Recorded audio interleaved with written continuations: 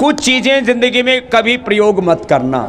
अब ये एकदम निषेध वाली बात कर रहा हूँ। जैसे दवाइयों में, पेट साफ करने वाली दवाइयों में सनाए कभी भी यूज नहीं करनी चाहिए।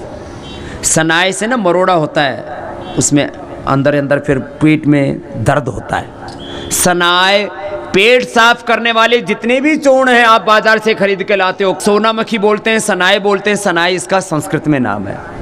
ये कभी भी नहीं खानी चाहिए। कब्ज के चूर्ण ज़्यादातर माँ बहन बेटियाँ खाती हैं, उसमें सनाए पत्ती होती है, पेट में मरोड़ा होता है, उसके बहुत नुकसान है। सनाए कभी भी नहीं। अब देखो, ऐसे ही कुछ और चीज़ें बताता हूँ। बालों का तेल खरीद के लाती हो बाजार से, उसकी शीशी पर पढ़ के देखना, उसमें होता है मिनरल ऑयल। 90 नहीं 100% ज़्यादातर जो बाजार में मिल रहे हैं, चाहे वो विदेशी कंपनियां या देसी हैं, उसकी बोतल पर लिखा रहता है मिनरल ऑयल। और ये मिनरल ऑयल कैंसर कारक होता है। होता क्या है आजकल ना, ऐसी गलत फहमी, बोले बाल ऐसा होना चाहिए, तेल, बाल का तेल ऐसा होना चाहिए कि तेल भी लग जाए और चिकनाई नहीं आए। अरे तेल में चिकनाई ना हो और दूध में मलाई ना हो तो भाई वो तेल तेल नहीं, वो दूध दूध नहीं। इसका मतलब कुछ और मामला है। ये मिनरल ऑयल वाला तेल, this is very dangerous, this is cancerous and this is harmful. American government ने चूहों के ऊपर इस मिनरल ऑयल को लगा के देखा, वहां पर भी हेयर ऑयल में डालते हैं, तो फिर उन्होंने कहा इससे कैंसर होता है। चूहों पर लगाया, कैंसर हो गया। बताओ, ऐसी ऐसी चीजें बालों में लगाते। बालों में तेल लगाना चाहिए, सबसे अच्छा होता है नारियल का तेल लगाओ, सरसों का तेल लगाओ, नहीं तो केश कांति तेल, दिव्य केश तेल, इतने अच्छे अच्छे तेल हैं। ये मिनरल ऑयल क्यों लगाते हो? हमने केश कांति तेल बनाया, ये हेयर ऑयल, एलमंड ऑयल, और ये केश कांति तो बहुत ज़बरदस्त है। मिनरल ऑयल बालों में कभी नहीं लगाना। पहले तो मैंने एक ऐड कैंपेन चलाया था 1 साल तक कि आप चेक करो आपके हेयर ऑयल में मिनरल ऑयल तो नहीं है। अब कितने, अब ऐड कैंपेन चलाओ तो करोड़ों रुपए खर्च होते हैं, लेकिन मैं आपको बता रहा हूँ मिनरल ऑयल वाला तेल बिल्कुल मत लगाना। ये बिल्कुल निषेध वाली बात बता रहा हूँ। अभी और बहुत बातें बतानी। अगली बात, घरों में जो खाने का तेल लेके आती हो, क्या खाती हो? ज्यादातर सोयाबीन, सनफ्लावर, और दोनों ही रिफाइंड है। रिफाइंड ऑयल घर में एक बार भी मत लाना। अब सब घरों में भरा पड़ा है रिफाइंड ऑयल। ये रिफाइंड ऑयल से कैटरेक्ट होता है, रिफाइंड ऑयल लंबे समय तक खाने से कैंसर होता है, रिफाइंड ऑयल लंबे समय तक खाने से हड्डियां कमज़ोर हो जाती हैं, रिफाइंड ऑयल लंबे समय तक खाने से स्किन प्रॉब्लम होती है, रिफाइंड ऑयल लंबे समय तक खाने से इम्यूनिटी वीक हो जाती है, SLEMS ऑटोमेन डिजीज तक हो जाती है। रिफाइंड ऑयल, और आजकल तो डबल रिफाइंड ऑयल, उसमें तो पूरे ही उसके नेचुरल इंग्रेडिएंट्स खत्म हो जाते हैं।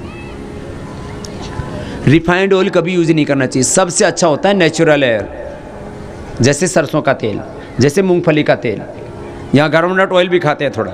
मूंगफली का तेल, सरसों का तेल, नारियल का तेल, नेचुरल ऑयल जो बिना केमिकल प्रोसेस के कोल्ड प्रेस से प्रेस करके ऐसे तैयार किया जाता है। दूसरा, फिजिकली रिफाइंड ऑयल खाओ,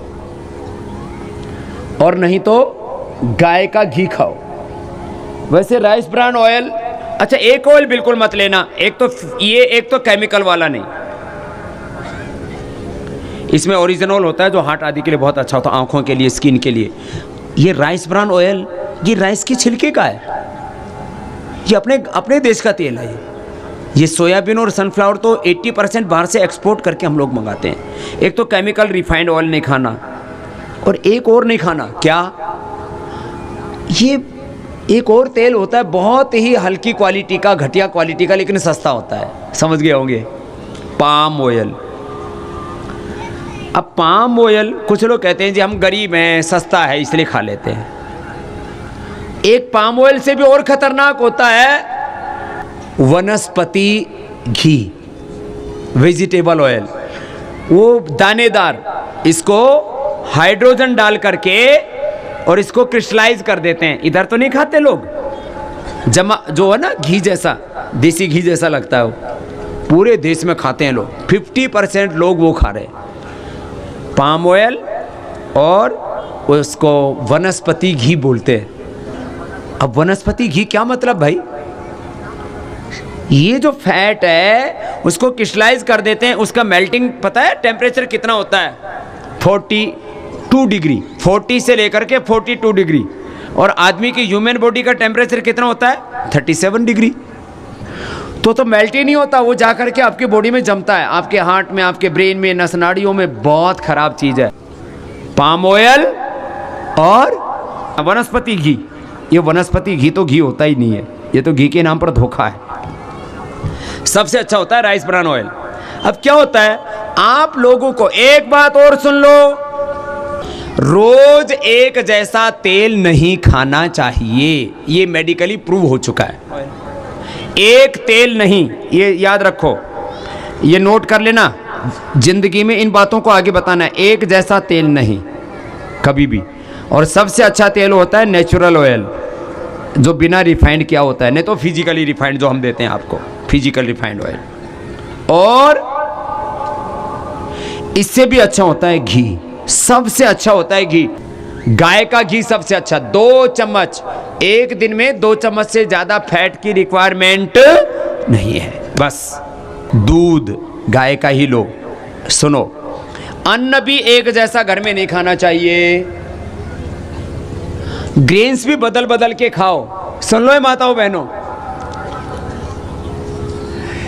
किसी किसी घर में रोज मकई की रोटी, किसी किसी घर में रोज जवार की रोटी, महाराष्ट्र में जवार भी बहुत खाते हैं। किसी किसी घर में बाजरे की रोटी, किसी किसी घर में गेहूं, किसी किसी घर में चावल, चावल का फिर इडली, डोसा और 10 तरह के व्यंजन बना देते हैं। चित्रान्ना, फलाना अन्ना, साउथ में मैंने देखा चित्र विचित्र अन्न बनाते रहते हैं। फिर एक जैसा अनाज नहीं, अनाज भी बदल बदल के खाओ। मल्टीग्रेन अनाज, दाल, अनाज भी, दाल भी, तेल भी, साग सब्जी भी बदल के खानी चाहिए। इससे आपको different nutrients, micro nutrients, vitamins, ये सब चीज़ें मिल जाती हैं। नाश्ते में फल लिया करो, नाश्ते में दलिया लिया करो। सबसे अच्छा दलिया होता है मल्टीग्रेन दलिया, दूसरा होता है जौ का दलिया, फिर तीसरा होता है गेहूं का दलिया, फिर कभी पोहा खा लिया, कभी सूजी से बने हुए कुछ और कई चीज़ें, उपमा क्या क्या बोलते हो आप लोग, ये सब। रोज एक जैसा नाश्ता नहीं। बच्चों को दस्त लग जाए, कोटाजारिस्ट 1-2 चम्मच पानी में मिला के पिला दो, दस्त एकदम बंद। देखो बात बात में एलोपैथी की दवा ये ठीक नहीं। एलोपैथी दवा किसकी? दस्त की, किसकी? ज्वर की, किसकी? सिर दर्द की। ये नहीं, दस्त लग जाए कोटाजारिस्ट पिला दो, 2 चम्मच कोटज घनवटी खिला दो, बेल का पाउडर खिला दो। सिंपल सी चीजें हैं। बेल का पाउडर, बिल्व पत्र होता है ना, ये भगवान शिव जी पर पत्ते चढ़ाते हैं, ये बिल्व पत्र ये भी, इससे भी लिकोरिया ठीक होता है, इससे स्किन की प्रॉब्लम भी अच्छी होती है, इससे गर्मी भी मिटती है, बहुत ठंडा होता है बिल्व पत्र, पेट के लिए बहुत अच्छा होता है। बेल का शरबत भी पीते हैं। खैर, बेल की कैंडी भी हम बनाते हैं, बेल की कैंडी खाया करो। अच्छा है, मैं आपको बता रहा था, कोटजारिस्ट कोटज घनवटी ये घर में रखा करो। किसी भी बच्चे को दस्त लग जाए, 1 गोली कोटज घनवटी, 2 चम्मच कोटजारिस्ट पिला दो, 2 खुराक में ठीक हो जाता है। ये सब गोल घर में रखा करो, दही में डाल करके और दे दो, दस्त ठीक हो जाता है। ये सब गोल सामान्य चीज़ें पहले पता होती थी, आजकल भूल गई माताएं बहनें ज़्यादातर चीज़ों।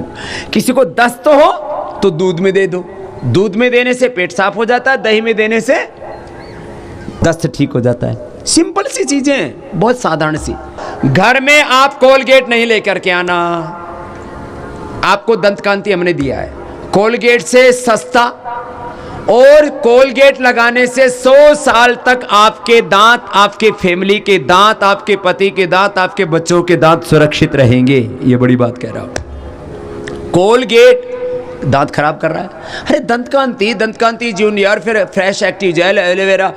दंत कांति में हमने 10 तरह का ही दंत कांति बना रखा है, जो आपको मर्जी। और किसी किसी के तो दांत इतने मसोड़े इतने खराब हो जाते हैं, तो ये मंजन करो, मात्र 1 ग्राम बहुत है, उससे मसोड़े इतने मजबूत हो जाते हैं। किसी किसी के तो मसोड़े ना ब्रश के साथ ही ऊपर नीचे होते हैं, इतने हालात। और फिर उनमें खून आता है, पस आता है, सूज जाते हैं, दर्द होता है। ये सबसे अच्छा है मंजन। फिर ये दंत कांति के कई वेरिएंट हैं, सबको पता है दंत कांति। ये तो बड़ा भी पैक हमने फैमिली पैक इसीलिए लॉन्च कर दिया। इसमें तो 18 रुपये की सेविंग और ये सब करना पड़ा। खैर, दंत कांति डेंटल केयर में आप लोग क्या क्या यूज करते हो? हेयर केयर में head and shoulder, clinic plus, पता नहीं क्या क्या कौन कौन से और हैं। आधे रेट का है ये केश कांति नेचुरल, सबसे अच्छा। फिर अलग अलग बालों के अलग अलग नेचर है, किसी को डैंड्रफ जाता है, किसी को प्रोटीन वाला अनुकूल पड़ता है, किसी को एलोवेरा। अलग अलग शैम्पू जो आपको अनुकूल पड़े, नेचुरल शैम्पू यूज करो, नेचुरल टूथपेस्ट यूज करो, नेचुरल चीजों की ओर आओ। एक बात, चलिए आगे बढ़ते हैं। छोटी छोटी बातें हैं। कंडीशनर भी और फेस पैक भी हमने एक मुल्तानी मिट्टी का बना रखा है, स्क्रब भी बना रखा है। स्क्रब तो हमने एप्रिकॉट का बना रखा है, और ये मुल्तानी मिट्टी का फेस पैक बना रखा है। ये चेहरे पर लगा लो, जिनको आपको फेस पैक के नाम पर 400-500 रुपए तो कोई भी ब्यूटी पार्लर में ले लेते हैं। अरे तुम राजी राजी दे करके आती हो, बड़ी खुश हो करके।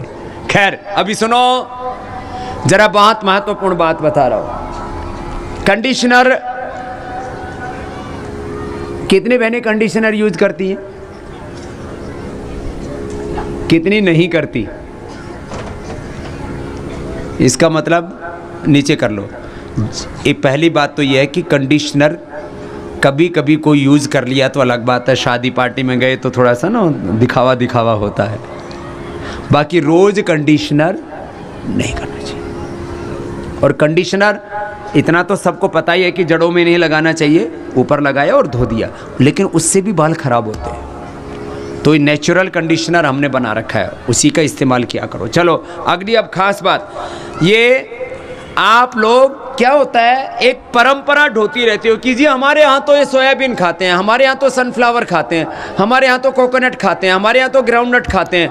नहीं, ये सारी चीज़ें जो मैं आपको बता रहा हूँ उसको अप्लाई करना और आप देखना उसका रिजल्ट, आपकी परिवार की सेहत में परिवर्तन आएगा। दोस्तों, आज डॉक्टर साहब ने हम सभी लोगों को स्वास्थ्य से संबंधित बहुत ही शिक्षाप्रद जानकारी दी है।